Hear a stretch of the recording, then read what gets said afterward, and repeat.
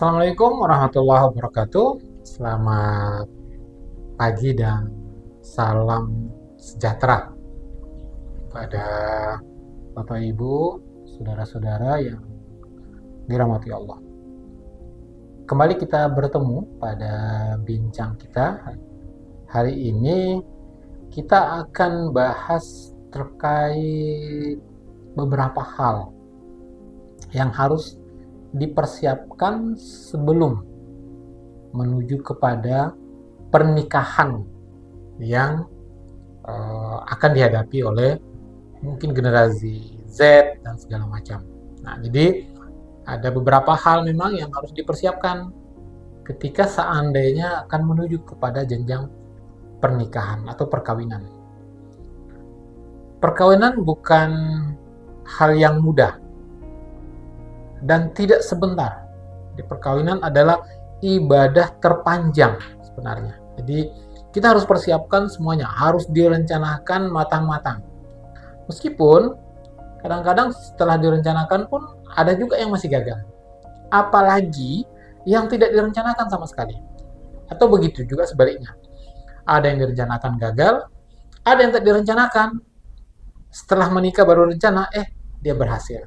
Nah, oleh karena itu, perlu ada beberapa syarat ketika bicara soal perkawinan.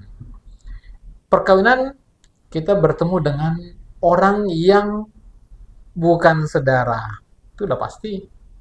Latar belakangnya berbeda, dari suku, pendidikannya juga berbeda.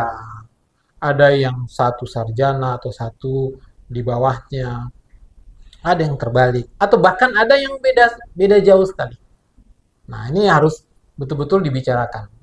Jika perbedaannya jauh, apa yang harus disamakan.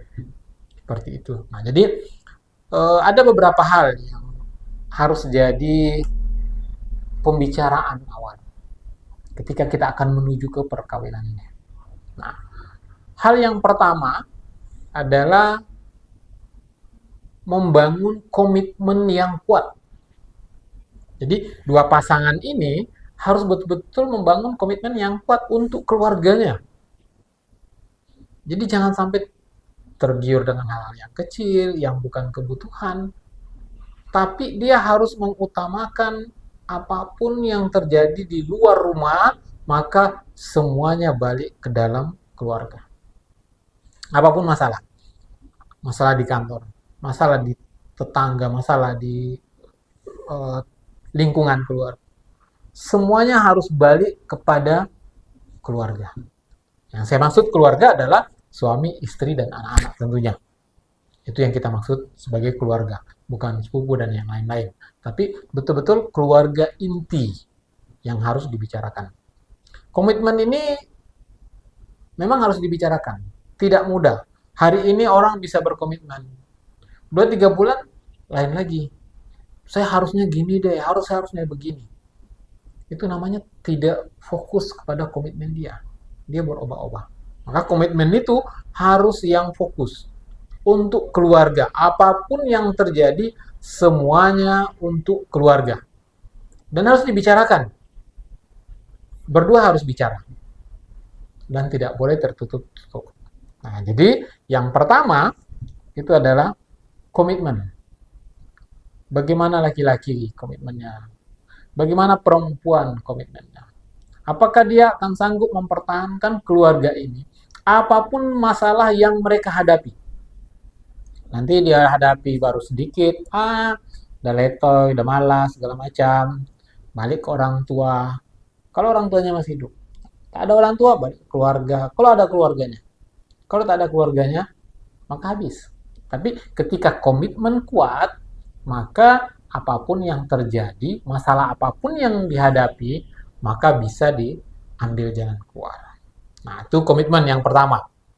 Jadi, untuk membangun keluarga harus ada komitmen. Nah, yang kedua, apa yang harus dipersiapkan lagi? Kemana keluarga ini akan dibawa? Akan kemana arahnya?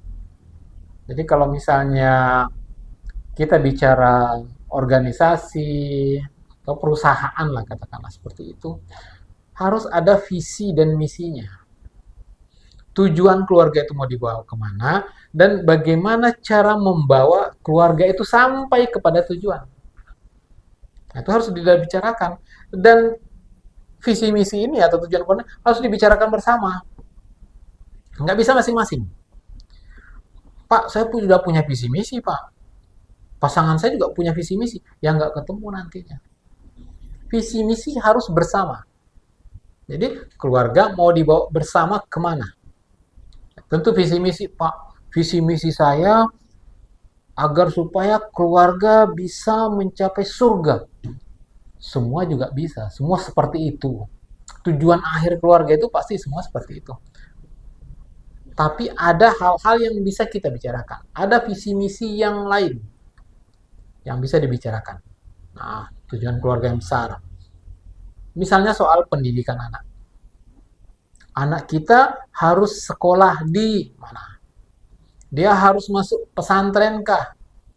Semuanya harus masuk sekolah agama. Apakah harus seperti itu? Oke, kalau misalnya harus seperti itu, caranya bagaimana? Bagaimana membicarakan dengan istri? Bagaimana menyiapkan biayanya? Itu sudah harus dibicarakan. Jadi, visi misi ini harus dibicarakan bersama. Nah, dua ini harus ada pondasinya. Harus ada landasannya. Apa itu? Trust. Nah, ini tidak mudah bicara soal trust. Tidak mudah. Karena membangun keluarga yang harmonis, membangun keluarga yang baik, harus dilandasi oleh trust. Harus ada kepercayaan. Harus saling percaya. Meskipun kadang-kadang kalau ada hal-hal tertentu, suami tidak percaya dengan istri. Begitu juga sebaliknya. Untuk hal-hal tertentu. Misalnya belajar deh. Belajar bawa kendaraan.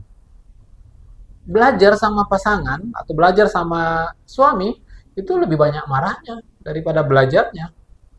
Istri baru pegang setir, pasangannya di samping. Hehehe, awas, awas, awas, awas, awas. Kenapa muncul kata-kata itu? Karena ada rasa tidak percaya sebenarnya. Kenapa ada rasa tidak percaya? Sesungguhnya kan ada rasa ingin melindungi pasangannya. Nah, jadi landasan dari semuanya harus ada percaya. Mesti dilandasi. Harus ada percaya. Nah, jadi komitmen, visi misi, dan pondasinya percaya. Lalu, apa lagi yang harus disiapkan? Nah, ini udah mulai kita ngambil contoh-contoh saja.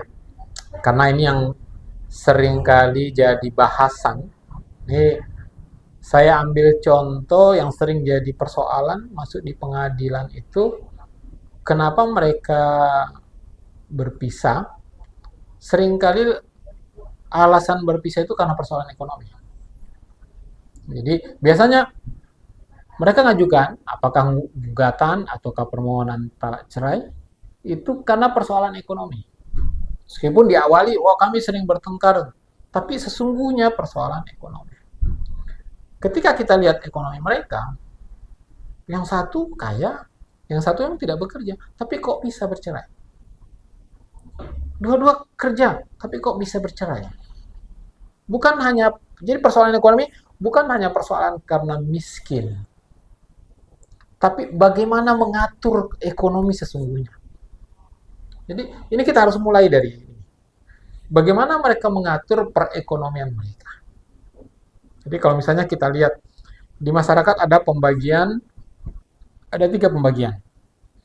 Ada yang masing-masing ngatur. Kalau dua-duanya kerja. Suami ngatur gajinya sendiri, istri ngatur gajinya sendiri. Kalau ada kebutuhan bersama, baru mengeluarkan duit secara bersama-sama. Ada juga yang suaminya ngatur. Begitu istrinya mau, baru dikasih. Yang ketiga, ada yang istrinya yang ngatur. Begitu mau, baru suaminya dikasih. Nah, ketiga-tiga ini harus dibicarakan betul. Mau pakai yang mana? Apakah mau pakai yang pertama, yang kedua, atau yang ketiga? Karena masing-masing ada plus minusnya.